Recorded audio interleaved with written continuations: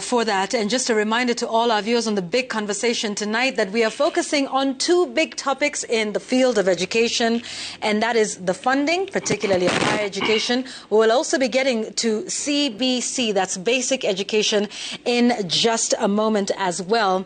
And before we get into, just answering some of the questions that have been raised to our panel here from government, just to let you know of a slight guest change here on our side for just a moment. Dr. Elias Abdi, who's a Director General in the Ministry of Education, he is still with us because we'll be talking about basic education in a moment.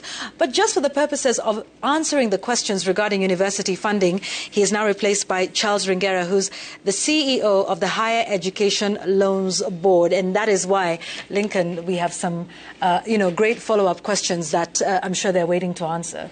Na bila shaka maswali ni mengi sana ambayo yameibuka kutoka kwa wadau tofauti ambao tumezungumza nao. Tumezungumza na wananchi wenyewe, tumezungumza na wataalamu wa masuala ya elimu na wengine ambao wametoa hoja tofauti, na nafikiri ni vizuri kwanza tusikie hoja zake Charles Ringere ambaye anasimamia HELB, kwa kusikiliza baadhi ya yale ambayo yamejitokeza kutoka kule Nakuru kwenda Uasin Gishu.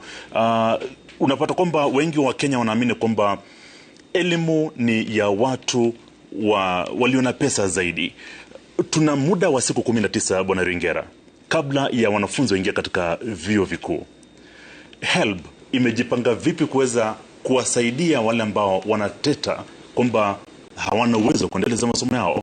Wahisi mna muda wa kutosha kuweza kushughulikia maombi yote ambayo yatatolewa kwenu? Asante Lincoln.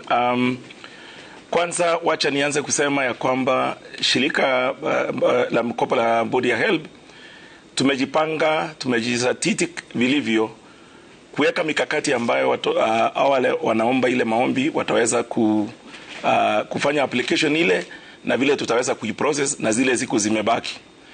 Nikitoka kwa meza yangu leo, jioni ya leo, already nimeona 4,000 washaomba maombi yao. Wale wanataka scholarship, wale wanataka loan, na wale wanataka pia bursaries.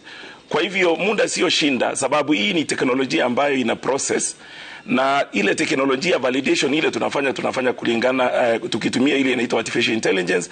Kwa hivyo muda ule tuko nayo ni muda mwafaka kabisa wa kuweza sisi tuweze kuprocess hizo application forms zile zote tunangojea, ambayo ni 100,000 na 140,000. Hizo ndio zile tunangoja siweze kutufikia sisi kutoka university.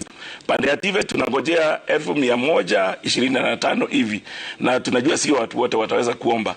Pande ile ambayo ungesema kungekuwa na changamoto ni pande ya fedha, na nataka kuhakikishia nchi ya kwamba serikali imejipanga vilivyo. Pesa iko tayari, maombi kishaomba, na tukijua mtoto wako kategori hii ama ile kategori nyingine anapata kiasi gani ya mkopo na kiasi gani ya scholarship, hiyo itaweza kuachiliwa kwa university ile wiki ya kwanza ambayo watoto wanaingia university, ambayo ni wiki ya kwanza ya mwezi wa 9. Lakini bwana Ringere, kile ambacho tumekipata tukio katika break ni kwamba wengi wa wale ambao wamejaribu kuingia kwenye poto hata sasa hivi wanasema wameshindwa kupata ile access kuingia katika hii poto. Na kutoka Jumatatu ambayo ndio siku ya kwanza kabisa ile tulianza kuprocess na hali ya juu, sababu bado walikuwa wanataka zile admission letters kutoka mashule. Tumeona throughput ambayo ni mzuri. Kama venye nimekuambia saa hii nimeona 4,000 zishaingia ndani. Kama tutaweza kufanya na 4,000 kwa kila siku, hiyo ni namba ambayo by that first tutakuwa tumepata hiyo namba. Bwana Home, umesikia malalamishi ya wazazi, umesikia